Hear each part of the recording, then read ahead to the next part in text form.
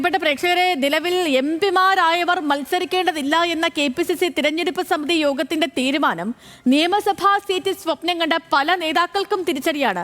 ഹൈക്കമാൻഡിൽ നിന്ന് പ്രത്യേക ഇളവ് ലഭിക്കുമോ എന്ന പരിശ്രമമാകും ഇനി ഉണ്ടാവുക. അതും വിജയിച്ചില്ലെങ്കിൽ മോഹഭംഗത്തോടെ ഈ നേതാക്കൾക്ക് എംപിമാരായി തന്നെ തുടരേണ്ടി വരും. വിശകലനങ്ങളുമായി നമുക്കൊപ്പം ചേർന്നത് ഇന്ന് മഹേഷ് ചന്ദ്രനാണ്, associate news editor. Mahesh Chandran, good morning. അപ്പോൾ ഈ എംപിമാർ മത്സരിക്കണമോ വേണ്ടയോ എന്നുള്ളതായിരുന്നു കോൺഗ്രസിനെ സംബന്ധിച്ചിടത്തോളം മുഖ്യ ചർച്ച. എംപിമാർ മത്സരിക്കേണ്ടതില്ല, ഈ തിരഞ്ഞെടുപ്പിൽ മുഖ്യ മാനദണ്ഡം വിജയ സാധ്യത മാത്രമാകണമെന്നാണ് കഴിഞ്ഞ ദിവസം ദീപാദാസ് മുൻഷി പറഞ്ഞതായി അറിയുന്നത്. അപ്പോൾ ഇനിയിപ്പോൾ അവസാനമായൊരു സാധ്യത ഹൈക്കമാൻഡിന്റെ മുന്നിലേക്ക് ഈ വിഷയം എത്തിക്കുമെന്ന് കരുതണമോ? കാരണം നേരത്തെ വന്ന വാർത്തകളൊക്കെ അനുസരിച്ച് ഹൈക്കമാൻഡിനും ഇതിനോട് വലിയ താല്പര്യമൊന്നും ഇല്ല എന്നാണ് അറിയാൻ കഴിയുന്നത്. അപ്പം അങ്ങനെയാണെങ്കിൽ എന്താണ് ഇനി എംപിമാർക്ക് മുന്നിലുള്ള വഴി? ഒരു അവസാന ചാൻസ് എന്നോണം ഹൈക്കമാൻഡിന് മുന്നിലേക്ക് വീണ്ടും ഈ വിഷയം എത്തിക്കുമോ, അതോ എംപിമാരായി തന്നെ തുടരാം, ഇനി ഈ മോഹം അതങ്ങ് അവസാനിപ്പിച്ചേക്കാം, അങ്ങനെ ആയിരിക്കുമോ മഹേഷ്?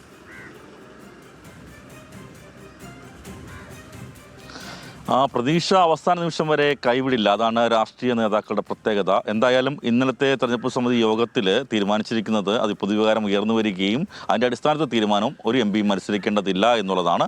ആർക്കെങ്കിലും ഒരു MPക്ക് ഇളവ് കൊടുത്താൽ അത് കണ്ടാൽ മറ്റു MPമാരും മത്സരിക്കാൻ സന്നദ്ധത അറിയിച്ച് മുന്നോട്ട് വരുമെന്നുള്ളതാണ് ഒരു പ്രതിസന്ധിയായിട്ട് ആ യോഗത്തിൽ തന്നെ ചർച്ചയായത്. അതായത് നിലവിൽ ഇവിടെ ഈ MPമാരിൽ 10ഓളം MPമാർ മത്സരിക്കാൻ താല്പര്യമുള്ളവരാണ്. അതിൽ 5 പേർ അതിനു വേണ്ടിയിട്ട് കച്ച കെട്ടി ഇറങ്ങാൻ റെഡിയായി നിൽക്കുകയാണ്. അതിൽ പ്രധാനപ്പെട്ട നേതാക്കളുണ്ട്. അടൂർ പ്രകാശ്, K സുധാകരൻ, കൊടിക്കുന്നിൽ സുരേഷ്, ഇവർ ശശി തരൂർ വരെയുള്ള നേതാക്കളുണ്ട്. അതിൽ അടൂർ പ്രകാശ് കോന്നി മണ്ഡലത്തിൽ മത്സരിച്ചാൽ മാത്രമേ ആ സീറ്റ് തിരിച്ചു പിടിക്കാൻ കഴിയുകയുള്ളൂ എന്നുള്ളതാണ് അതിനൊരു പ്രധാന കാരണമായിട്ട് പറയുന്നത്. മാത്രമല്ല അദ്ദേഹം UDFൻ്റെ കൺവീനർ കൂടിയാണ്. അപ്പോൾ UDF കൺവീനറായ ഒരാൾ MP ആയിട്ട് അവിടെ ഡൽഹിയിൽ അല്ല വേണ്ടത്, കേരളത്തിൽ തന്നെ ഉണ്ടാകുന്ന നേരത്തിലേക്കുള്ള ചർച്ചകളൊക്കെ സജീവമാണ്. പക്ഷേ അടൂർ പ്രകാശിന് മാത്രം ഇളവ് കൊടുക്കാൻ പറ്റുന്ന സാഹചര്യവുമല്ല. K സുധാകരൻ തൻ്റെ താല്പര്യം തുറന്ന് പ്രകടിപ്പിച്ച് കഴിഞ്ഞ ഒരാൾ കൂടിയാണ്. അതുപോലെ തന്നെ കൊടിക്കുന്നിൽ സുരേഷ് അടക്കമുള്ള നേതാക്കളുണ്ട്. രാജ്മണ്ണിത്താൻ്റെ പേരുകൾ ഉയരുന്നുണ്ട്.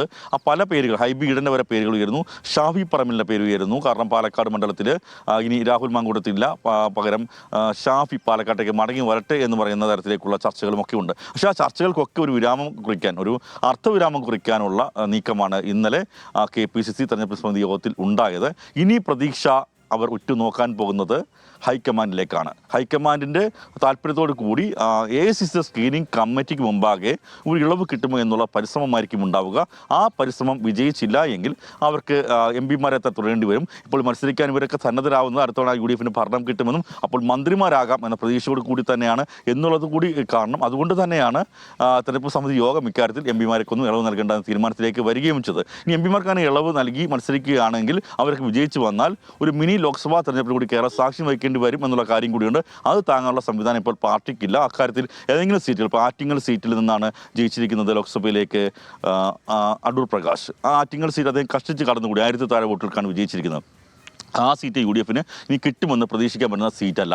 അപ്പോൾ അത്തരത്തിലേക്കുള്ള സാഹചര്യങ്ങൾ ഉണ്ട് എന്നുള്ളത് കൂടി MPമാർക്ക് സീറ്റ് നിഷേധിക്കാനായിട്ട് ചൂണ്ടിക്കാട്ടുന്നുമുണ്ട്. സേതു.